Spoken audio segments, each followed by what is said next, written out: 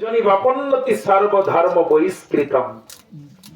যারা এই দামোদর প্রিয় মাস কোন নিয়ম পালন না করিয়া অতিবাহিত করে, সে সর্বধর্ম থেকে বিবর্জিত হয়ে চিত্তজনি প্রাপ্তি লাভ করবে। এবার যদি আপনি যেতে চান তাহলে যাবেন, যেখানে গীতা বলে দিয়েছে কি 16 অধ্যায় 23 নম্বর শ্লোক কি বলেছে, যা শাস্ত্র বিধি উৎসৃজ্য বর্ততে কামকারত ন সিদ্ধি বাপন্নতি নো সুকম নো পরা নো গতিম। তিনটা লাভ হবে শাস্ত্রের কথা না মেনে চললে। তোমার জীবনে সুখ হবে না, সিদ্ধি মনোবাসনা পূর্ণ হবে না, নো পরাং গতি, মৃত্যুর পরেও কোনো গতি লাভ হবে না। এই জন্য করে আসুন না শাস্ত্রের আলোকে জীবন করি। যারা পারেননি আমি তাদেরকে কষ্ট দিতে বলছি না। আরে পরীক্ষায় ফেল করেছি আমি আদৌ ভাই, তাই কি তবু তো পাস করেছি। আমি ব্রত করতে পারিনি, আজ সাধু সঙ্গে এসে এখানে বসে মনে করেছি আমার এটা ভুল হয়ে গেছে। ভগবান তৎমুহূর্তে ক্ষমা করতে শুরু করে। এবার প্রার্থনা করুন না, সামনে আবার যদি ভগবান দামোদর ব্রত নিয়ে আসে আর এই ব্রত থেকে বঞ্চিত হব না, সংকল্প করুন। আরে যে মাসটা ভগবানকে ধরা যায়, বাঁধা যায়, পুত্র রূপে ভালোবাসা যায়, কান ধরে শাসন করা যায়, আপন করে কোলে বসানো যায়, ঘরে এসে খেয়ে যায়, এমন মাসটাকে কেউ বিনা নিয়মে কাটিয়ে দিও না মা।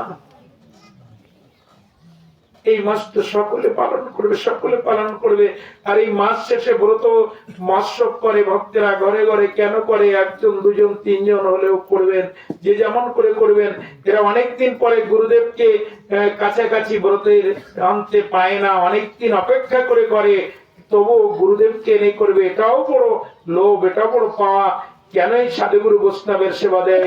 আমার ব্রত করে এটা পরিপূর্ণ হয়েছে কিনা জানি না। ভগবানের ব্রত করলে ভক্ত আসে, ভগবানের নাম গুণাগুণ মহিমা পাঠ করলে সেখানে ভক্ত আসে। আর ভক্ত সেবা দিলে, ভক্তের গুণগান হলে, ভক্তের মহিমা হলে সেখানে আমি গোবিন্দ গোপাল ভগবান আসে। তাই ভক্ত সেবা দিই ব্রত আনতে, যে আমার যেন এমন করে ভক্ত সেবা দিয়ে আমার ভগবানের সেবা হয়, ভগবান আছে, ভগবানের কৃপা লাভ হয়। এবার দেখুন, এই ব্রত করে শুধুমাত্র এই ব্রত করেনি, করবে বাসনা নিয়েছে। আপনার সামনের বার করবেন বাসনা নিচ্ছেন, ছেলে মেয়েগুলো করাবেন, তাই কি লাভ? খুব মন দিয়ে বুঝুন, একবারে হৃদয়ে রেকর্ড করে নেবেন কথাটি। জগন্নাথ মন্দিরের এই কথাটি যদি ঠিক ঠিক করে শ্রবণ করতে পারবেন, মনে করবেন দুপা গোবিন্দের দিকে এগিয়ে গেছে। জগন্নাথ মন্দিরের নীলাদ্রি মাধব দীর্ঘ বছর ধরে জগন্নাথের সেবা করে যাচ্ছেন, 60-70 বছর ধরে, বৃদ্ধ হয়ে গেছে। জগন্নাথের তো দিনে এতবার ভোগ লাগে, হাতে মুখের জল শুকায় না। 2 ঘন্টা মাত্র মন্দির